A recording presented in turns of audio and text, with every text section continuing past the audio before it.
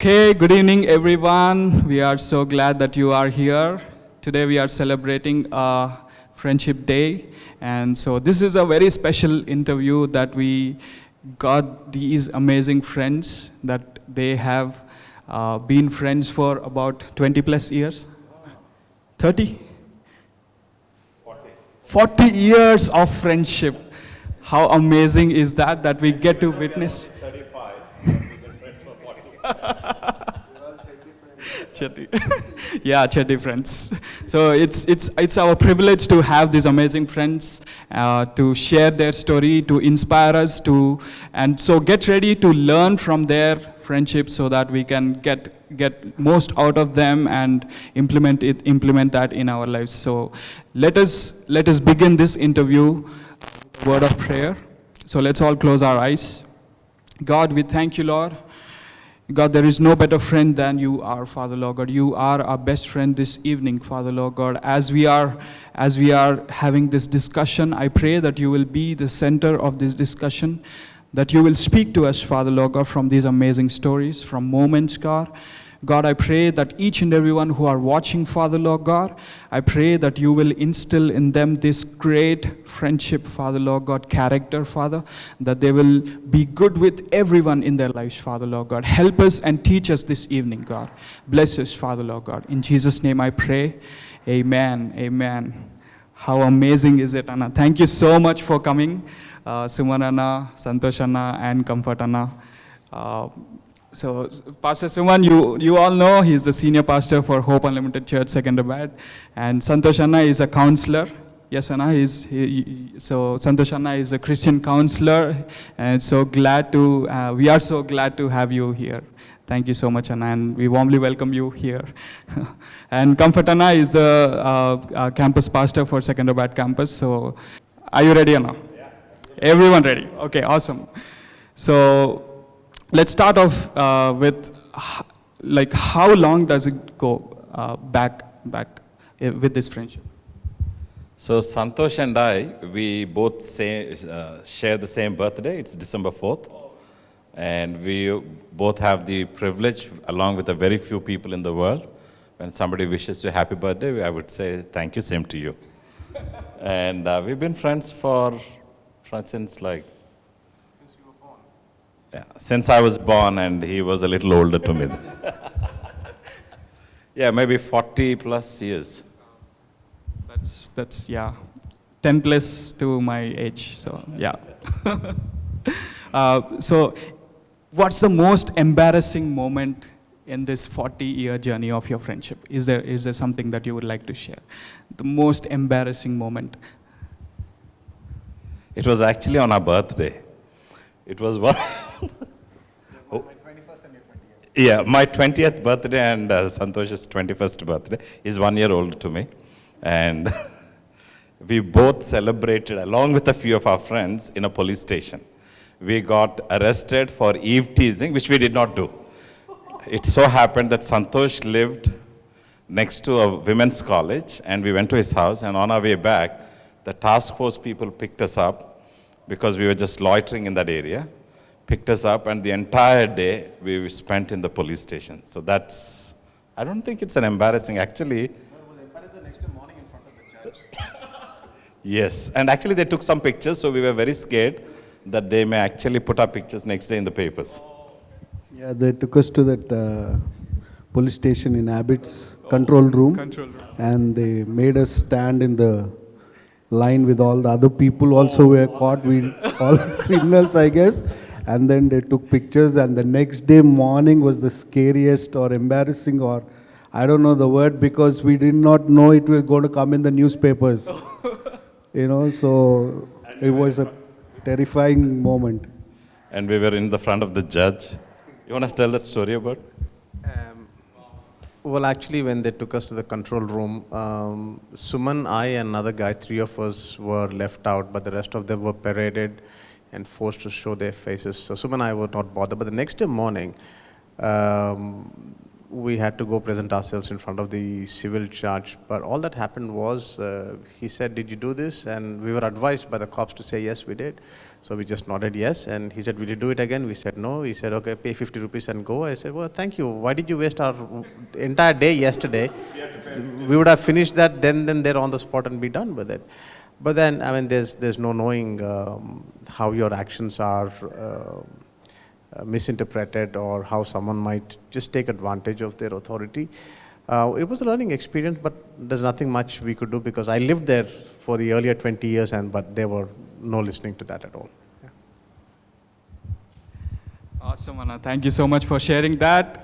If you are loving this interview, do let us know in the comments below. We would love to see that you are getting encouraged or entertained by this interview.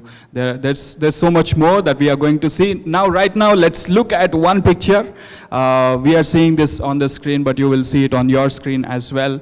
So I would like to ask any of you to comment about this picture. What's going on in this picture, and who ate most, or what's on the menu? People are hogging. People are hogging. That's a wedding reception picture, and I think that's after all the guests left. Just like some close friends and family, we were sitting together and having a dinner. Okay, next picture. Let's go to the next picture and check out. Wow. Comfort, Anna. I see you there. Yeah, I think this Comfort has to comment on this. Okay, this is the time when we had a youth service in our church, and this is pretty much the youth department. Our youth pastor is Pastor Kishore there, and I assist him in the church, in the youth department, and all the others there. Wonderful memories of all the young people, and we can see David Priestley there at the back. Yeah, on to the top left-hand side is David Priestley. I'm sure most of you can't recognize. And then he in the looks middle- malnourished. He looks very hungry. He looks very sick. But that is David Priestley. Yeah, in the middle, I think that is Diana there, right? In Yeah, the that is middle. Diana. In fact, between Diana, David Catherine and Priestley. Delita, yeah, that is Diana. Yes, David Priestley and Diana, and Peter Perumal on the left.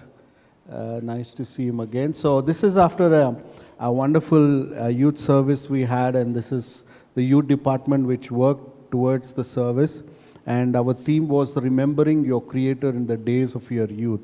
So the impact was how our lives are important, each of us, and especially when we are youth, how we need to give our lives to God and be in that passionate position to influence others' life. Many times we think after we get 40, after I get a job, after maybe I get retired. Normally people have that. But this service we had was getting all the youth to be on fire for the Lord when they were in the youth. So this is what was happening there, and this is a group picture we had after the service. Awesome, Anna. So I have one question, Anna. With the situation that we are in, the pandemic situation, and at least now we have internet and we have inexpensive mobile calls and all that.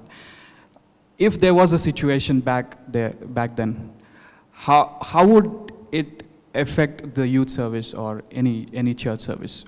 What would you have done in those days? Because we cannot meet physically in the building. Neither was there a good connection as we have right now. Those days we were very much closely knit, the whole youth department, and what we had those days, something called mentor-mentee relationship. So if we are together in a group, I may be a mentee, or Pastor Santosh may be my mentor. In the group itself, we were encouraging, praying for one another. So we used to do that. So we can probably, implement something within the youth department. I am accountable to somebody is accountable to me for their spiritual life, pray for them and encourage them. Because we can't meet like the way we were meeting before, but we are accountable to one another. And if I have an issue, I can share and they can pray for me and we can encourage one another. That one thing I think we can implement right now in the present situation, because we have phone calls available, internet available, WhatsApp available. There's a lot we can do, especially getting into the lives of people, not on surface level, Right. but just going deeper. So Walking with them. mentor-mentee relationship would be really amazing. That's what I feel. Thank you, Anna. Santosh Anna, would you like to add anything to that? In all probability, we still would have met at that MB school, and we would have probably just sat distant from each other, because there were, I remember there at least a couple of occasions when there was a bus strike, and we used to meet every Saturday for what was called the Youngsters Christian Club, and I was living in Secunderabad. So I just started an hour and a half early, and I walked all the way to the meeting, because that was the highlight of the week for me. And then we finished at 8:30, and I walked back home by 10 o'clock. So lack of amenities was not holding us back, but then we would have still given consideration to the danger that we pose to others. So we would have probably just sat a little far away, but still had the meeting. Yeah. That's amazing. That's amazing. I mean, this is not directly to your question, David, but I was just thinking with what Santosh mentioned. Back in those days, we never had cell phones. We never had internet. And the previous day or 2 days ago when we met, we planned, okay, we're going to meet on Thursday at this time. And we still met. And the only thing that, if somebody is late, we have to just wait, even if it's an hour. But our friendship still continued. And we had this habit of getting off the bus and walking to each friend's house, pick him up, and together walk to another friend's house. And I think that whole journey of walking, chatting, I think that's part of our friendship building. And today's young people wouldn't understand. When you text, you make a plan, and then you know exactly, and then say, right, I'm near YMCA, I'm still coming. I'm near Secunderabad Club. But back in those days, sometimes we used to say, all right, we waited for 2 hours, he didn't come.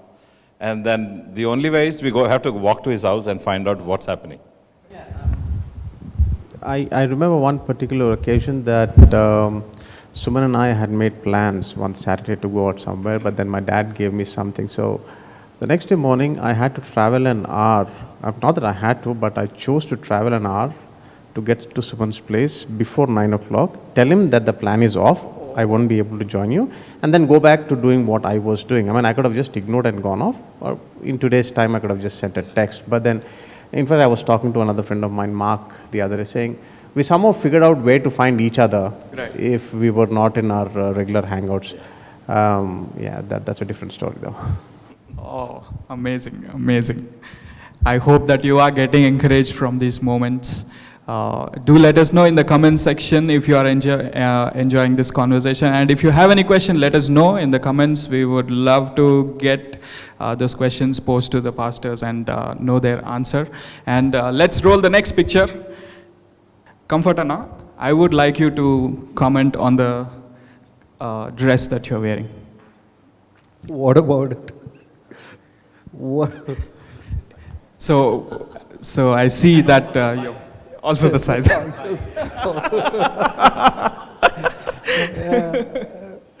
So I see suspenders. Yeah. Was it the top fashion cool in those days? Oh, Why did you choose that costume? We were having this dress code that is mostly formals most of the time, and I haven't worn jeans or t-shirts. That was there, but it's not for the occasion. So at this time, this is a service. So for service, we do have a formal dress code, so everybody in suits. Youth meetings were run earlier. So that's how youth services were run earlier. And today you look at our services. No wonder people sometimes think, is this a church? Yeah. So I think I took my jacket off, but otherwise I have a tie on, suspenders, and yes. I think Pastor Kishore also has suspenders. You can see the top here. Yes. It's black. It's Yes. I'm sure both of them actually spoke Yeah, that they will both wear suspenders and come. Yes. We actually planned that out, the color. Were there those kind of discussions in those days? Oh, yes. What We plan everything out, our dress, what dress code we wear and what colors, what color combination. Wow. Thai, everything is already planned, And especially both of yeah, and most of it, I'm sure people have borrowed each other's jackets, ties. there, So just definitely. because somebody is wearing it, they're not the owners of those Yes. jackets. Yes, correct. You would have borrowed from somebody. So good. Yeah, that's how we had the service there. Okay, let's go to the next question.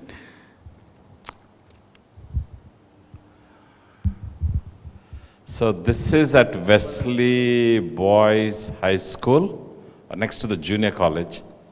And on the left-hand side is me. I think, I'm not sure if it's after a service or a conference we did.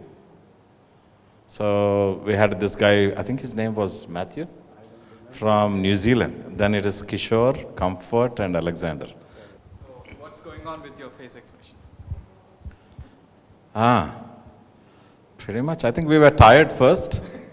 And looks like we were, I think the New Zealander guy was the guinea pig.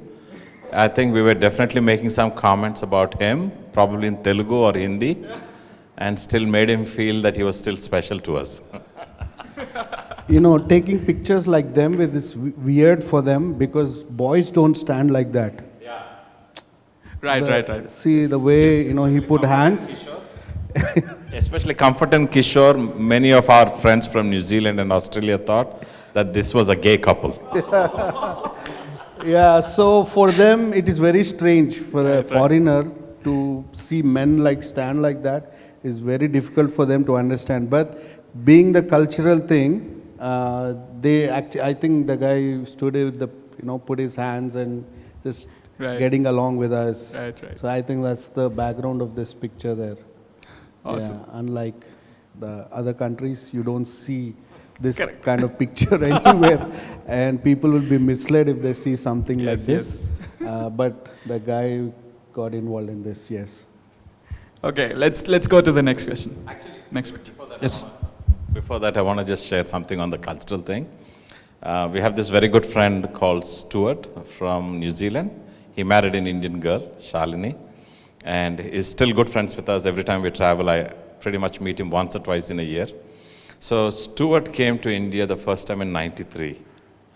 And Kishore, the first time when he came, Stuart still remembers this. He was sitting like this. Stuart was sitting. Kishore came, sat in his lap, all right, facing him, with his legs on either side, and hugged him, kissed him on both his cheeks, and said, "Stuart, I love you." And Stuart couldn't get over that for a few weeks because he thought Kishore was definitely a gay. Kishorana, we love you. Okay, let's go. Okay, this is an amazing picture. I was stunned, and later I realized that you're wearing glasses. I think so. This is, I'm sure it's an event, like a conference or a 3-day crusade, something we did. And back in those days, one of our favorite skit was called Champion on the song to Carmen. So this is actually a boxing bout between Satan and Jesus. And I always played Satan's role, and I actually did really well. In fact, from there, I always had this secret desire in me that I would actually become I would fit into a very good villain role into any movies. So I'm still open if I get chances. I can really do a good job. I can actually give a good competition to anybody in Hollywood or Bollywood or even in Telugu in the film industry, because I know I would do a good job. And so that's me.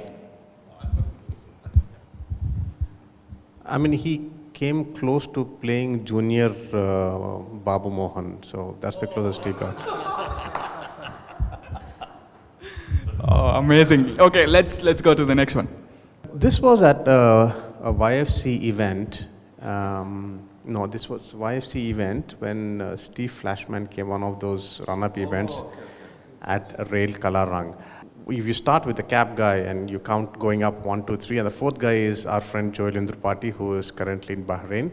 Next to him in that striped sweater is me, And then Comfort's brother Alex is next to me, bending down, looking at something. And beyond that, that entire dark space is Suman. I lived in the dark space. Probably that's where you got the villain. Okay, next picture. Okay, after how many years are you gathering like that? No, we make sure we meet every once in a while, at least once in a year too. We do try and get together, but this was not for the sake of meeting each other. This was Elisa's birthday. So we got together. I know there are a couple of others missing from this, but the answer to your question is it's not rare for us to meet. We keep bumping into each other, though we are busy. Including at least 1 or 2 times when we forced ourselves into Suman's house without even telling that we were coming. We were just at the door knocking with a couple of biryani packets, and we spoiled the evening for him. And then we ended up spending about 36 hours together because we spent the night there, just went out for a wash to our homes, came back and went on a drive. Yeah, so we make it an effort to keep this going. So if you actually keenly observe this, except Santosh, everybody's trying to pull their tummies in for the picture. What's the secret, Anna? What's the secret? In the 36 hours is long, like too long for us, at least in this generation. What's it like? Like, what's your pastime? What brings you all together? I think one of the uniqueness of our relationship is, like sometimes Santosh and I, we probably can meet after 6 months. And when we meet, it's almost like we picked it up from the last time when we left. We don't need anything to break the ice. We just start talking. That's the kind of relationship we have. And we have so many topics. You know, in fact, sometimes our spouses would say, I think it's time for us to go. Or the kids would say, Daddy, I'm sleepy, let's go. So we can actually go into that zone and we can just keep talking and talking. And also, I think we also had this amazing privilege of all the spouses also getting along really well. So that kind of really makes it very interesting. One of the things that really did not take any effort from us, it just happens, is time. As life passes, the more time you spend with each other, the more stories you have and the more to fall back on. And especially when we spent a lot of time. In fact, we spent time with each other in this group more than we spent with our college friends or our neighborhood friends. And we were out there twice or thrice a week at some youth meeting, some church event or something or the other. Right up till the point where Suman, Comfort and Rufus, they formally joined the King's Temple as full-time workers, but right until then, as volunteers, you could name the Christian event, evangelical event in the city, and we were there. So we spent a lot of time, and in fact, the last 25 years, where we have gone busy. I mean, I went on to my corporate job. Suman went along with Comfort, Rufus, and the others' job.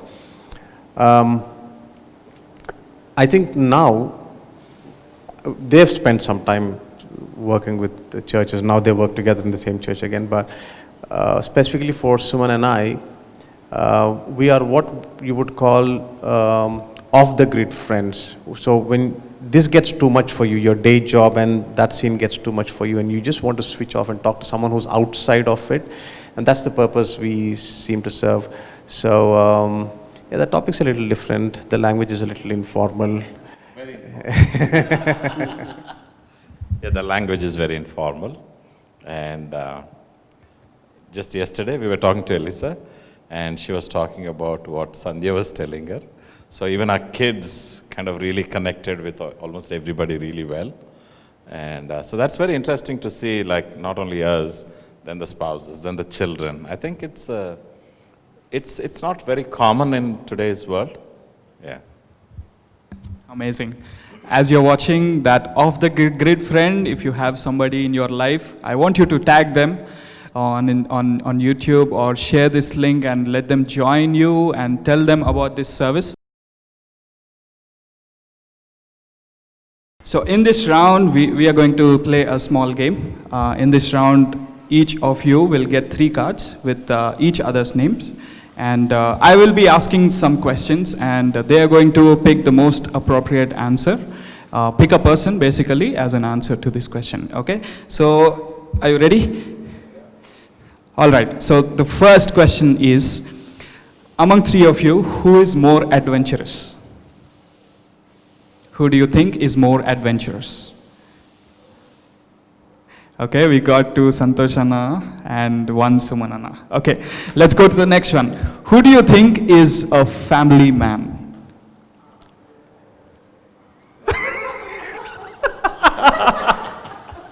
Three out of 3, Comfortana, awesome. Okay, who do you think is good with kids?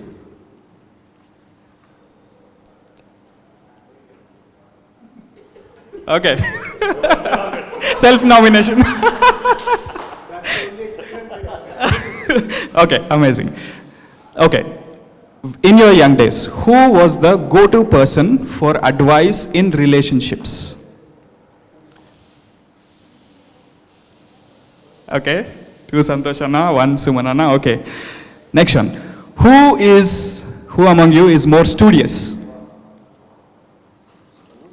Studious.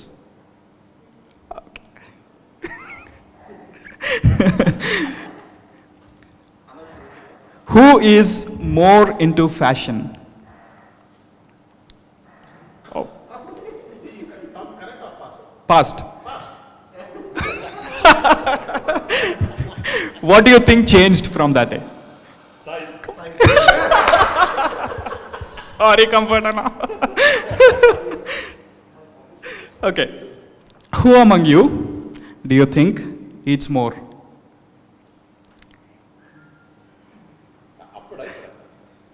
Forever? Appudu ippudu. Okay, should I or shouldn't I? Okay. We would generally sit to eat after everybody finished in our friends and family lunches, dinners, whatever. So when everyone left, we would sit down. So Suman would start eating, and then he would loosen his belt, and then he would continue eating. Then he would get the belt off and continue eating. Then he would undo his buttons and continue eating. Then he would loosen his zip and then continue eating. This was regular. Yeah. Amazing. All right, the next one. Who is more into sports? Playing or watching? Not really. Okay. All right, none. We used to, okay. Okay, who among you do you think is more spiritual in those days?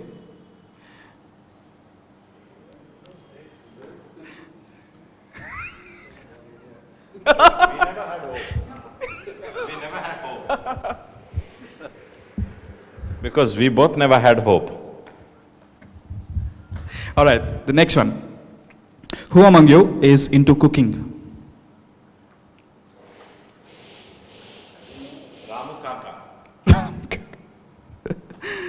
What was your go-to dish to prepare when people come? I used to make this ginger chicken, so that's become very famous. Okay, we are done with this round. Let's get into the core of this interview, Anna.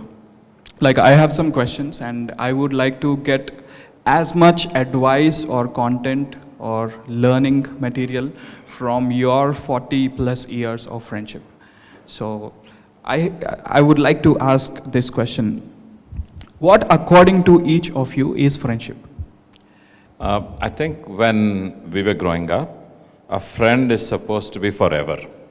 We never had, I will check him out for a few weeks, months, and if I don't like, then I will disconnect. I mean, not everybody we made friends with lasted, but for us, I think it's kind of when you choose your friends, you know that you're stuck for life, which is a very rare commodity today among the young people, because that doesn't mean that we never fought, we never yelled at each other. That was all part of life, but we are friends, that is there. That is never going to be shaken up. I can be upset with him, I can yell at him, he will be upset with me, but that doesn't mean we're going to break it. So today's relationships are, if that happens, the immediate thing or the consequence is that they break the relationships. I'll take off from one word that someone used, which is a fact about friendships. You choose your friends. You don't get to choose your family, but you choose your friends. So since this is your choice, obviously you'll have to be careful about who you choose to be, because eventually that is going to shape who you are.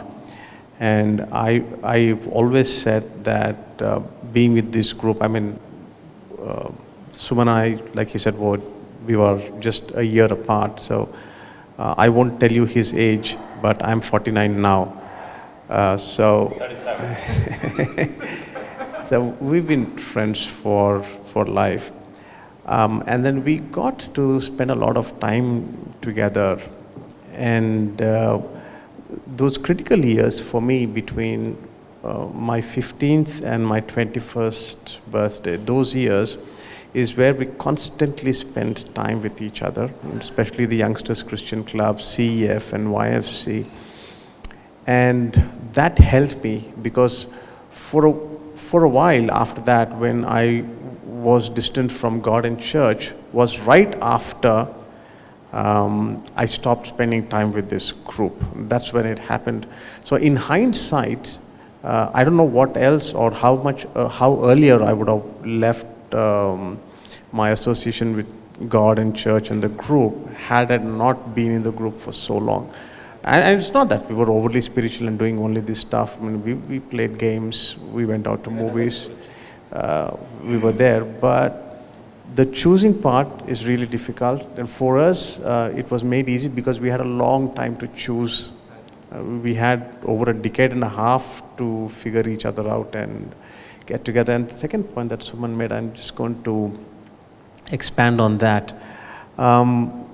Technology has now given us I won't say the advantage, but at least the avenue to just say something without being face to face with the individual. You drop an email, you drop a message, or you tell 10 other people about it online and escape the situation. But for us, if we had to sort something out, we had to do it face to face. I mean, even if it was after a month or two, eventually we had to face each other, talk it out and sort it out. And I think that was the healthy part of building up the relationship despite the difficult phases. What I think about the friendship is, of course, trustworthy, being dependable with each other, is the aspect of not being non-judgmental. We all had flaws. The more time we spent, we know each other very well, but we also had flaws. That's when forgiveness came, understanding came, and non-judging, that judgmental thing.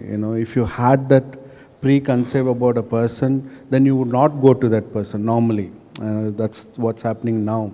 But when we were growing up and in our friendship, we noted that yes, we found things, but we were not judgmental. We forgave one another. And I feel that, because I met Pastor Suman after 15 years in the gap, I did not meet him. I think once or twice I met him. But when after 15 years also, the same friendship, the same talk, there's no need to break the ice or something, I met him after 15 years, I guess, and Santosh, again, on and off we've been meeting, but non-judgmental, we are willing to help one another, be there for one another, I think that made our friendship grow more stronger and where we are today as friends, yeah. I think I just add to what Comfort and Santosh said. Santosh said, today's, you're upset with somebody, you send a text, you just let your mind out, and sometimes it can cause a damage, you can't pull it back. Back in those days when we fought or we had a misunderstanding, we went back home, and the next day or a couple of days later when we met, we are actually in a much better frame of mind to actually talk. So I think that really helped us to cool down. So there is no cooling off period in today's world. you're upset about it, you just send a couple of texts. And then later you're trying to do the damage that you already did, trying to do the damage control for the damage you already did. But back in our days, when we were upset, we went back. The next day we came back, probably half of it is gone.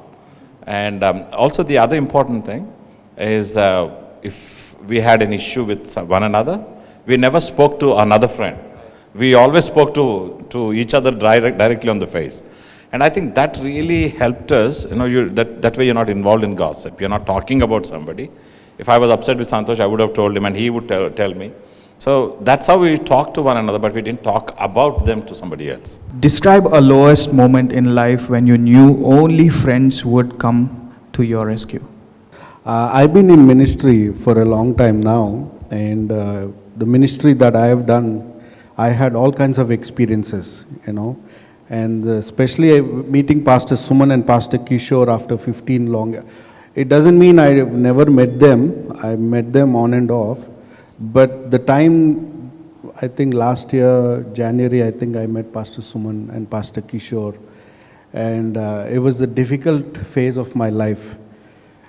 My parents were there, my siblings were there, but the time who rescued me gave me that courage back and prayed for me were my friends. That 40-year-long friendship came, made me, brought my courage back and made me face the world like the way. I did not know how things were going to shape after the situation I was in, and what I had to do, I had no clue.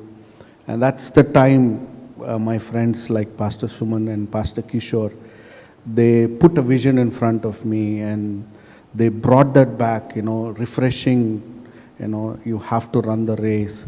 It was the friends, at the crucial time. Of course, family prayed for me. They did their bit. But I believe friends, friends sticks closer than a brother. Brother did his part, but I think friends actually, took it to another level of, that's my personal experience. That's why I said they were non-judgmental, because I did not meet them for 15 years. It was like, who are you? What do you think of yourself? Nothing like that. It was just good friendship and good inputs, direction, vision, and helping you stand on your feet back to run the race. So friends played a very important role in my life. The first thing that comes to my mind as an example for this, especially from our younger days, is when I failed my diploma mathematics paper 1 for the 7th time. Okay, so I had finished my diploma time, and this was beyond my stipulated full-time course. But when I found out that I had failed, the first thing I could think of, the first people I could think of, is to get to the college where Suman, Rufus and the others were studying, because I just wanted to be with them. And I told them up ahead as soon as I got there, I said, I just got the results today and I flunked. Not that my family or anybody else was not in a position to help me, but this was where I felt I was not judged at all. And then they would take me, not that they condoned my failure or said, yeah, it's expected, but there was no fear of judgment. Now, having said that, again, through other more important areas where I went through a low, friends have been with me, people that I worked with, especially another friend of mine, Emmanuel, who's now in the States. He's a big part of my life. So whenever something goes wrong, I know that he's always there. And friends are people from whom you can demand and take the help, or even understand the refusal to help. So, yeah, I remember the decision I had to make between, I just got into a job after my graduation. I went for Bible college training, then came back and I was working. Then I felt God called me into ministry, and my parents were very shocked. They were not really happy with me committing to full-time ministry, because I have a computer science background and most of my friends from at that time were pursuing their MCAs, and I mean there were a looking at it, because that time the IT industry was just kind of beginning to take over. And they were really concerned. And I remember talking to Santosh, just sharing my thoughts. He asked me some of those hard questions.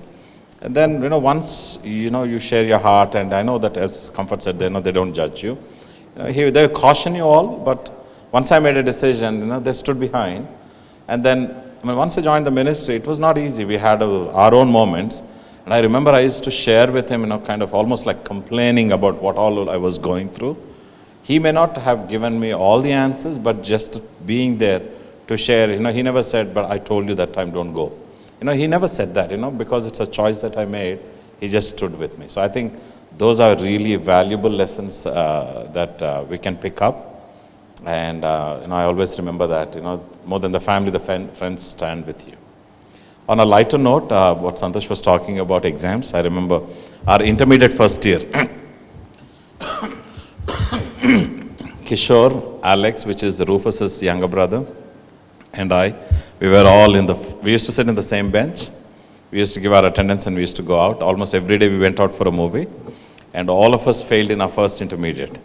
And our marks were in digits. And we used to compare, and if somebody got beyond 10, we were very upset with him. And one of the common things after we wrote an exam, how did you write? Then I used to feel good, okay. I'm not the only one in the boat, there is somebody else. And if one of our friends said, oh, it was very easy, I wrote well, we were very upset with him. So that was on a lighter side. 40 years is a lot of time to get a lot of misunderstandings. How did you overcome those kind of situations? I think one, we never thought we can change friends. It's like, he is my friend. He is being stupid. I don't like him today. And I think that was the underlying thing, because I know he's my friend. And that didn't change with what I was going through on that day or that week. And I guess that's kind of the thing. We can't really give you a lot of examples on that. But I think the underlying thing is that he's my friend. And for some reason, you know that you can't change. There is some kind of this commitment to this relationship. I think that kind of really helps you to overcome. One particular incident or topic comes to my mind. Now, we were talking in 2007, and Suman referred to something that I had said to him in 93, 94. And he said, I disagreed with you at that point of time. In fact, I was upset that you said something like that. He said, now I see the light of that. And I understand, because maybe I was too close to that topic and the people that were involved in it for me to realize what he was saying. But the fact is that though that was still on the plate, till he saw it the way I saw it 13, 14 years later, it never affected those 13, 14 years. We were just still what we were. That was just parked on the outside, and it did not define our relationship. It was just one of those things that we disagreed on. Just face it, take time. You just face it. You will have misunderstandings because we are human beings. And it was never to condemn, because even though things would have been there, but forgive one another and move forward. So we did have a lot of misunderstandings, no doubt, but we have to face each other. And then we faced it, and then we forgave. There's no harboring of any bitterness anywhere at any point of time. And then once it's done, dealt with, then just run the race that is in front of you. That's all. Thank you, Anna. Thank you so much. One last question. If there is one thing that you would have done differently in your friendship with any of your friends here or not around, what is it, and how do you perceive what has happened? I think that's a very good question, because I will only talk right now about these two friends who see here, because we had quite a big gang, and some of them were relatives, and we were all like a part of that. I think what I would have done differently is when I went into full-time ministry, because Santosh was going to a different church and I was part of a different church, we did not meet as often as we used to meet earlier. Probably I would have done that differently to be more conscious to spend more time. I mean, life is such that you get sucked into that whole system. But, I mean, our relationship never changed, but we had those silent seasons of our relationship. Like with Comfort, he was talking about 15 years when he was working with the church. For 15 years, we hardly heard about him. Probably we should have, even though, like now I'm very conscious to connect back with the old friends, even though we are doing different things. We just meet as friends. So probably I would have done that very different. And that's one of the reasons why when Kishore told me that Comfort was in a place of difficulty, we didn't think about, where was this fellow for 15 years, nothing. Our old, because I think it's almost like you formed your relationships and nothing would change those relationships. So we immediately said, okay, how can we help? So apart from that, I think, I would have done that differently, to deliberately reach out to them, to keep in contact. Is there any advice that you would like to give to this generation so that they sustain the relationship in whatever relationship that they are in? So, we grew up in a generation, not that we are not very old, we are very young, in a generation where when something broke, we fixed it. You are in a generation when something breaks, you replace it, you bring a new one. And I think that's coming into friendships, that's coming into work. There's a little pressure in work, I want to quit this job. There's a little pressure with friends, change the friends. Also into marriages and so on and so forth. So, with us, I think the underlying thing is we were committed to this friendship, this relationship. And so if something was wrong, and we all go through seasons, the only thing that we had to do was fix it. Whether it's in 2 months, 3 months or 1 year, we still have to go and fix it. And I think that's a very important principle. You can always change people, but there's a principle that you learn to work with people to fix things. And I think that's something that's really missing in this generation. One of the topics that I speak with when it comes to young people is on this topic of friendship.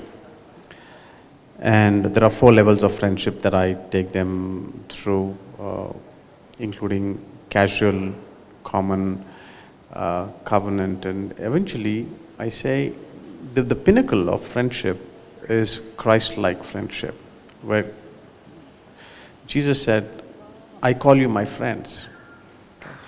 And he said the best kind of friend is someone who gives his life for a friend. Now I'm not asking my friends to die for me. That's one way of saying it. Give your life for a friend is when you lay down your life for a friend. But if you go back to one of my earliest responses in this session is that we gave time to each other. We spent face-to-face time. And the essence of life is time. That's how you measure life. So how much of your life are you willing to give to a friend?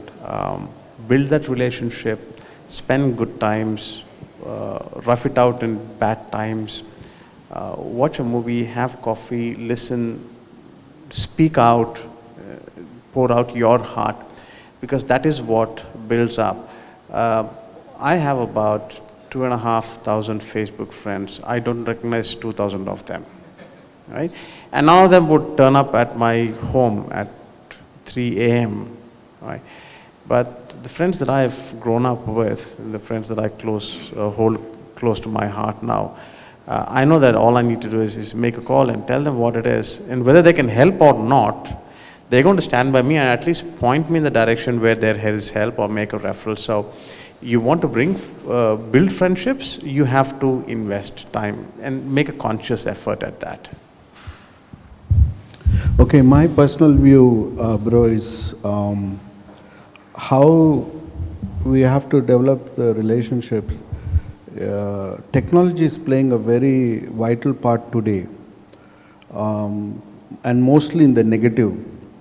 For the development of relationship, we need practically to be there to personally handle things, spend time.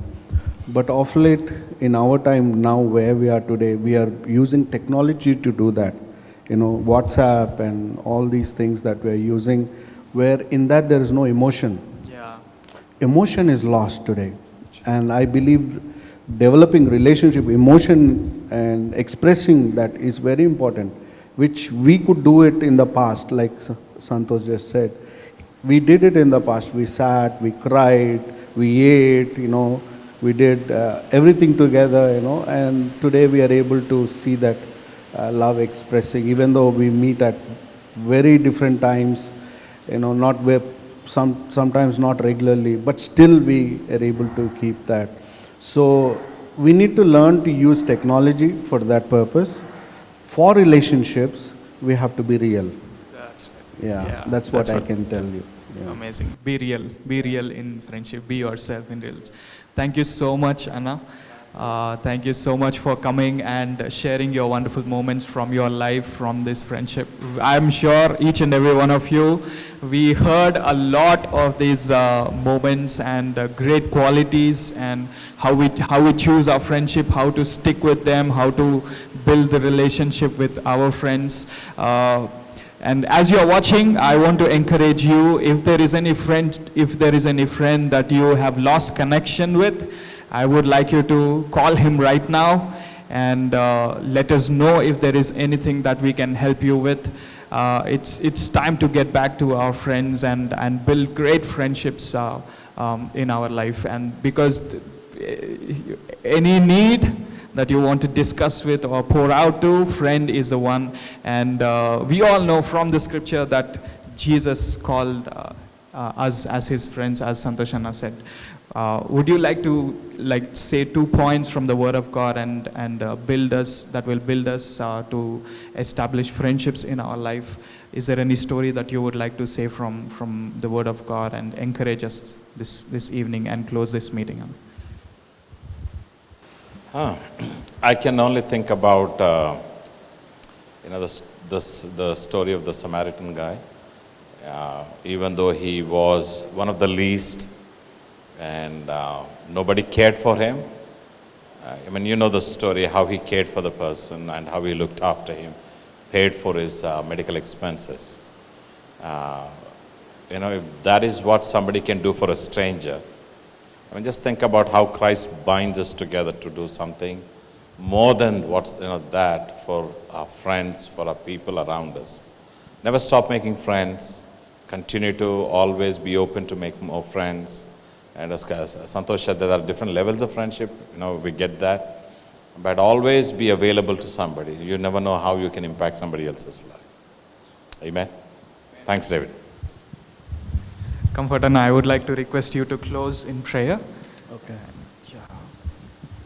Let's look to God and pray. Father, in the name of Jesus, Lord, we thank you for this wonderful time where we could share, Lord, the love of Jesus Christ and the experiences we had, Father, and all the viewers who are listening and watching to this broadcast may be impacted, Lord, that there is a purpose of God over their lives, and the time that they are in right now, Lord, they have wonderful opportunity to draw close to you and become more stronger and be an influence in this society and the church, oh God.